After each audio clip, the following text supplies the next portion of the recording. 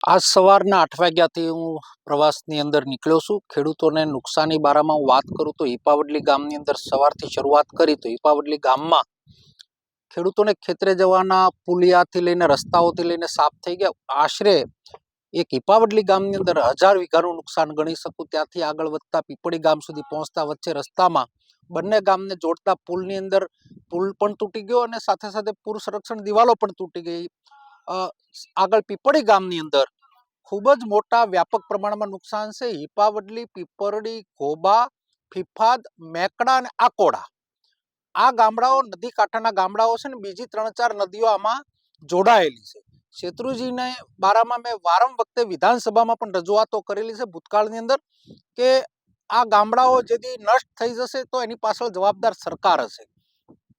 આજે 5મો દિવસ છે આ ગામડાની અંદર ખૂબ જ પ્રમાણમાં નુકસાન છે ત્યારે રસ્તાઓ ખોલવા માટેની પણ સુવિધાઓ જીસીબીથી લઈને જે પ્રાથમિક સુવિધાઓ આપવી જોઈએ એમાં સરકાર સદંતર નિષ્ફળ રહી છે। ડિઝાસ્ટર મેનેજમેન્ટ નામે મીંડું છે। ઝીરો એટલા માટે કહી શકું કે નાના નાના રસ્તાઓ ખોલવામાં તકલીફ છે ને અહીંયા પાછળનો તમે પુલ જોઈ શકો છો કે આકોડા મેકડા વચ્ચેના પુલની અંદર સરકારનું ભોપાળું બહાર આવ્યું છે। આ પાણીના કારણે આખો પુલ તૂટી જવાથી એક પણ જગ્યાએ બાંધકામની અંદર ક્વોલિટી ગુણવત્તાવાળું બાંધકામ થયું નથી। એક પણ જગ્યાએ સ્ટીલનો ઉપયોગ કરવામાં આવ્યો નથી। ખેડૂતોને જે નુકસાન છે હું તમને વાત કરું માવઠાના કારણે ખેડૂતોને એકવાર ખેતી કરી હતી, માવઠું થયું, ફરીવાર ખેતી કરવી પડી। આ ખેતીની અંદર બિયારણ ધોવાણ થયેલી જમીનો પાળા તૂટવા અને એક ખેડૂત દીઠ મને એવું લાગે છે જે પ્રમાણનું ધોવાણ છે એ પ્રમાણે 7 થી 8 લાખ રૂપિયાનું ધોવાણ પર ખેડૂતે છે। ભૂતકાળની અંદર આ સરકારે અતિવૃષ્ટિમાં પણ પેકેજના નામે મીંડું આપ્યું ને ગઈકાલે એક પત્રના વ્યવહારમાં સરકારે જવાબ આપ્યો કે વાત પ્રગતિમાં છે। આ બીજું વર્ષ છે।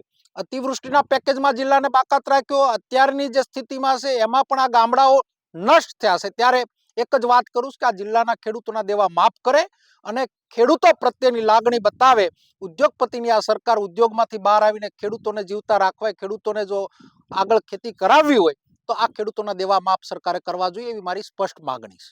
કેટલા ગામોમાં નુકસાન છે? ખેતીની કેટલી અંદાજે જમીનનું નુકસાન છે? મારી દ્રષ્ટિએ ઓછામાં ઓછી આ 5 ગામની અંદર 7 થી 8000 વીઘા જમીનમાં નુકસાન સ્પષ્ટ દેખાઈ રહ્યું છે। અંદરના ખેતરોમાં તો પહોંચી શકાય એવી સ્થિતિ નથી।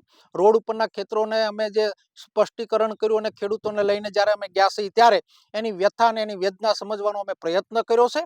આ વાત સરકારના કાન સુધી નહીં પહોંચે તો આવનાર દિવસોમાં ખેડૂતોને લઈ અને સરકારને કુંભકર્ણની નિંદ્રામાંથી જગાડવાનો અમે પ્રયત્ન કરવાના છીએ।